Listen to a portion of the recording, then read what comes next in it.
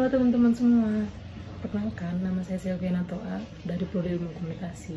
Hari ini saya akan membacakan ringkasan materi dari buku pengantar ilmu hukum. Pengertian tentang pengantar ilmu hukum. Pengantar ilmu hukum terdiri dari kata pengantar dan ilmu hukum. Mengantar yang berasal dari perkataan pengantar berarti membawa ke tempat yang dituju. Yang pertama ada pengertian dari Dr. Sujono Dirjosisworo SH.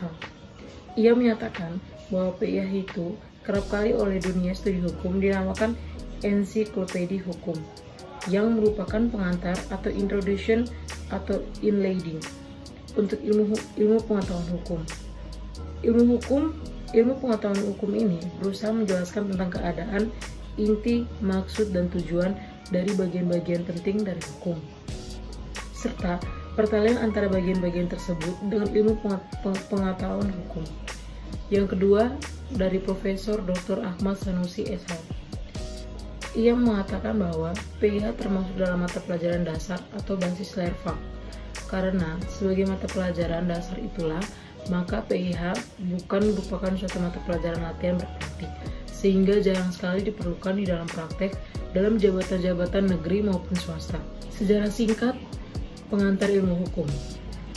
Istilah pengantar ilmu hukum tidak tercipta begitu saja, tetapi mempunyai sejarahnya sendiri. Pengantar ilmu hukum berasal dari terjemahan bahasa Belanda, yaitu Inleiding tot de rechtswetenschap. Istilah ini dipakai pada tahun 1920, yaitu dimasukkan dalam Hoger Onderwijswet atau Undang-Undang Perguruan Tinggi di Negeri Belanda. Inleiding tot de rechtswetenschap ini adalah sebagai pengganti dari istilah ensiklopedi de rechtswetenschap, yaitu suatu istilah yang semula dipergunakan di negeri Belanda. Sebenarnya istilah inleiding tot rechtswetenschap itu sendiri merupakan terjemahan dari Einführung in die Rechtswissenschaft. Peran dan fungsi pengantar ilmu hukum.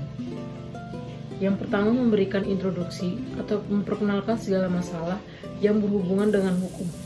Yang kedua, berusaha untuk menjelaskan tentang keadaan, inti, maksud, dan tujuan dari bagian-bagian yang penting daripada hukum serta bertalian antara berbagai bagian tersebut dengan ilmu pengetahuan hukum. Yang ketiga, memperkenalkan ilmu hukum, yaitu pengetahuan yang mempelajari segala seluk-beluk daripada hukum dalam segala bentuk manifestasinya. Yang keempat, merupakan dasar dalam rangka studi hukum. Tanpa memahami pengantar ilmu hukum secara tuntas dan seksama, tidak akan dapat diperoleh pengertian yang baik tentang berbagai cabang ilmu hukum. Dengan demikian, sudah tepatlah apabila pengantar ilmu hukum juga dinamakan basis Lervak atau mata kuliah dasar daripada pelajaran hukum. Yang kelima, mengkualifikasikan mata pelajaran pendahuluan, membukakan ke arah ilmu pengetahuan hukum pada tingkat persiapannya. Hukum dalam berbagai arti. Yang pertama ada hukum sebagai keputusan penguasa. Sebagai keputusan penguasa, hukum merupakan serangkaian peraturan-peraturan tertulis seperti undang-undang dasar, undang-undang, keputusan presiden dan peraturan pemerintah, keputusan menteri dan peraturan daerah. Peraturan tersebut dibuat oleh yang berwenang, dalam hal ini badan legislatif, misalnya undang-undang dibuat oleh presiden bersama DPR, peraturan daerah tingkat 1 oleh DPRD bersama gubernur.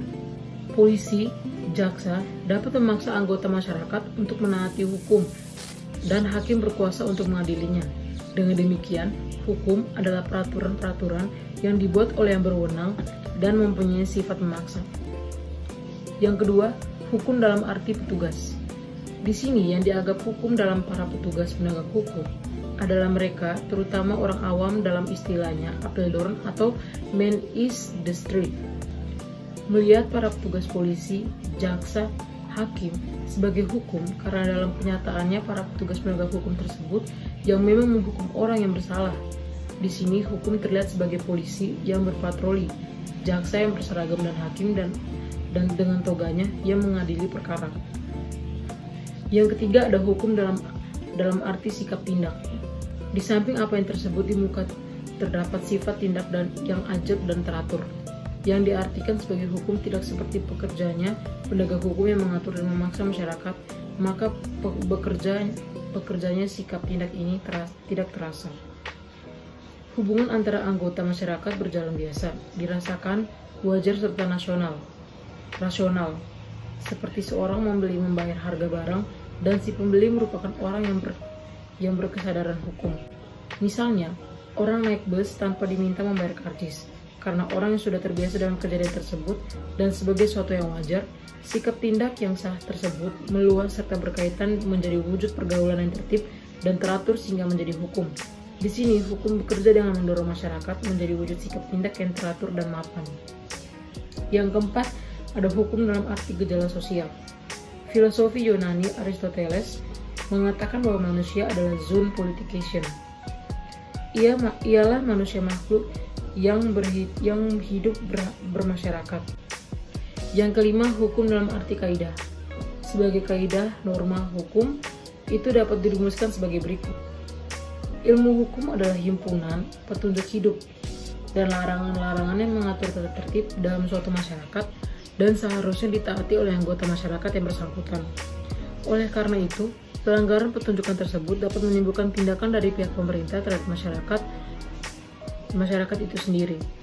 Dengan demikian, setiap anggota masyarakat wajib menaati petunjuk-petunjuk hidup sedemikian rupa sehingga tata tertib dalam masyarakat dapat terpelihara sebagai kumpulan dari berbagai cabang ilmu. Tujuan hukum menurut pendapat para ahli. Yang pertama adalah Dr. Wirjono Projodikoro SH.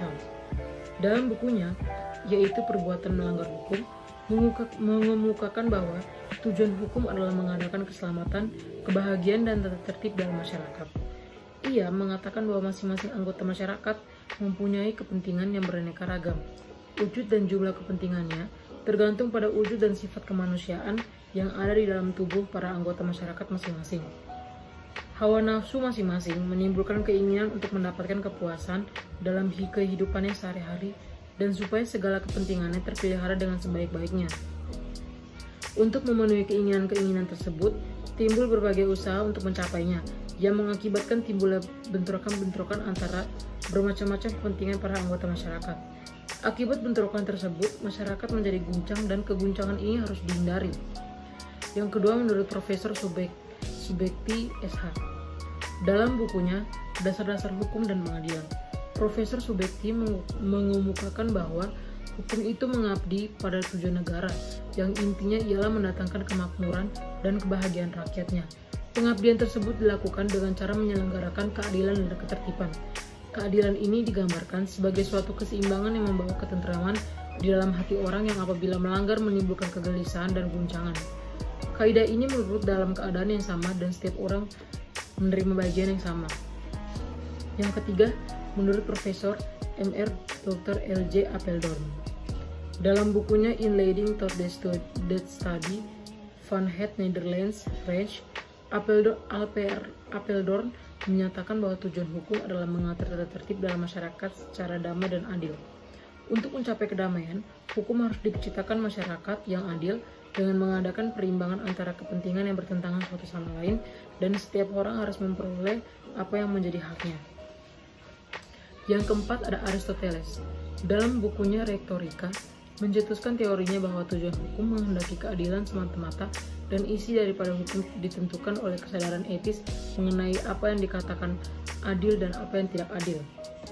Yang kelima ada Jeremy Bentham. Dalam bukunya Introduction to the Morals and Legislation, ia menyatakan bahwa hukum bertujuan semata-mata apa yang berfaedah bagi orang. Yang keenam ada Mr. J.H.P. Belfroid. Ia menggabungkan dua pandangan ekstrim tersebut. Ia menyatakan dalam bukunya In Leading Toward the Rechtsmanship in Netherlands bahwa isi hukum harus ditentukan menurut dua asas, ialah asas keadilan dan faedah. Yang ketujuh adalah Profesor Mr. G. Van Kant. Ia berpendapat bahwa hukum bertujuan menjadi kepentingan tiap-tiap manusia supaya kepentingan-kepentingan itu tidak dapat diganggu. Aliran praktik hukum. Yang pertama adalah aliran legisme. Aliran ini berpendapat bahwa satu-satunya sumber hukum adalah undang-undang dan bahwa di luar undang-undang tidak ada hukum. Dua ada aliran Freirechtslehrerhie. Ini bertolak belakang dari aliran regisme. Adalah hakim-hakim dan menciptakan hukum karena keputusan didasarkan pada keyakinan hakim. Keputusan hakim lebih dinamis dan up to date karena senantiasa mengikuti keadaan perkembangan di dalam masyarakat. Pandangan Pandangan ini bertitik berat pada kegunaan sosial. Yang ketiga adalah aliran penemuan hukum. Itu hukum harus berdasarkan asas keadilan masyarakat yang terus berkembang. Rantai pembuat undang-undang tidak dapat mengikuti kecepatan gerak masyarakat atau proses perkembangan sosial. Undang-undang tidak dapat sempurna, kadang-kadang dipergunakan istilah-istilah yang kabur dan hakim harus memberikan makna yang jauh dengan cara memberi penafsiran.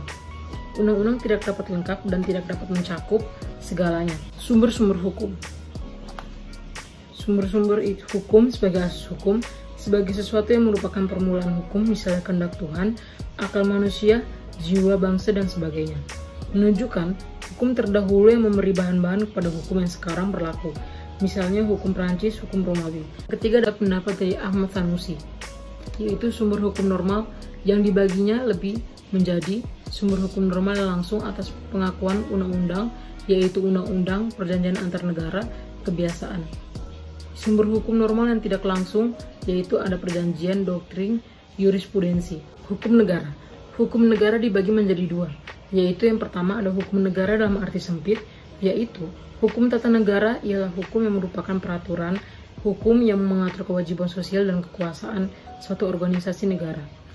Di dalam kenyataannya, organisasi suatu negara terdiri atas jabatan-jabatan, oleh karenanya dapat dikatakan bahwa hukum tata negara mempelajari kewajiban sosial dan kekuasaan pejabat negara. Hukum tata usaha negara atau hukum administrasi negara ialah hukum yang mengatur susunan dan kekuasaan alat perlengkapan badan hukum, badan umum, atau hukum yang mengatur semua tugas kewajiban dari pejabat-pejabat pemerintah, misalnya dalam menjalankan tugas dan kewajibannya. Hukum tata usaha negara antara lain meliputi hukum pajak, hukum perburuhan, hukum acara, dan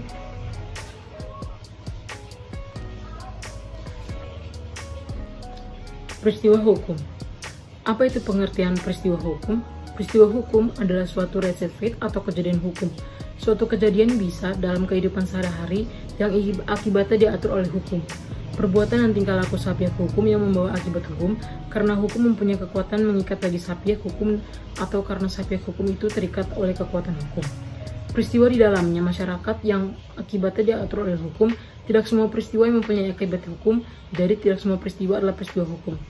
Menurut Van Apeldoorn, peristiwa hukum adalah peristiwa yang berdasarkan hukum, menimbulkan atau menghapuskan hak. Menurut Balveroid, peristiwa hukum adalah peristiwa sosial yang tidak secara otomatis dapat merupakan atau menimbulkan hukum. Suatu peristiwa dapat merupakan peristiwa hukum apabila persis peristiwa itu oleh peraturan hukum dijadikan peristiwa hukum.